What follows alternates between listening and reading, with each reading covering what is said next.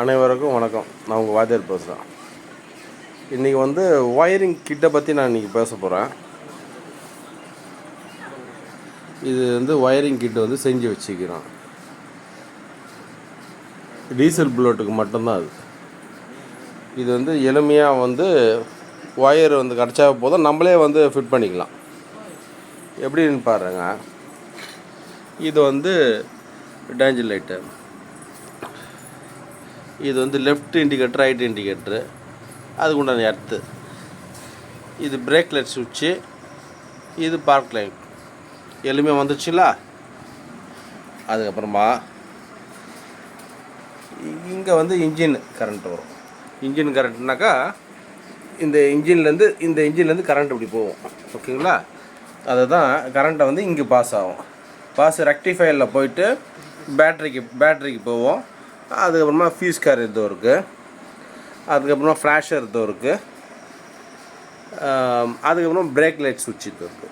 எளிமையாக இருக்குங்களா? இது வந்து இப்போ வண்டியில் செல்ஃப் வச்சுருந்தாக்கா செல்ஃபுக்கு உடைய ரெக்டிஃபையர் இது ரிலே, இது செல்ஃபுடைய ரிலே. இது ஆர்ஆர் ரிலே கூட நம்ம பயன்படுத்திக்கலாம். இதை பாருங்கள். இது வந்து நம்ம டெயில் லேம்பில் வந்து இங்கே பார்த்தோம். அதுக்கப்புறமா நம்ம வந்து ரிலே பார்த்தோம். பேட்டரியில் எப்படி கரண்ட்டை பாஸ் ஆகுது பார்த்தோம். இன்ஜின்லேருந்து இப்படி வர்றதுன்னு பார்த்தோம். இது ஃப்ரண்ட்டில் பாருங்கள். இந்த ஒயர் வந்து தெரியுதுங்களா? ஆம்ப் மீட்டருக்கு. அப்படியே நம்ம ஒயரிங் கிட்ட வாங்கிட்டால் போதும், அப்படியே சொருக்க வேண்டியதுதான். அது வருமா. இது வந்து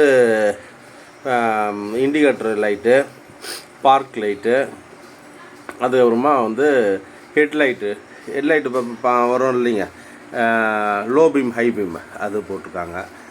அதுக்கப்புறமா இது வந்து ஹாரன் ஒயரு.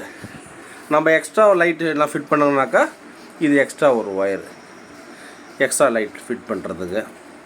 அதுக்கப்புறமா நம்ம வந்து இது வந்து கீ, இது ஹெட்லைட்டுடைய மெயின் ஒயரு. ஓகேங்களா? எளிமையாக இருக்குங்களா? இந்த ஒயரிங் கிட் வந்து நீங்கள் சொன்னீங்கன்னாக்கா கூட நம்ம நண்பர் செஞ்சு தருவார்.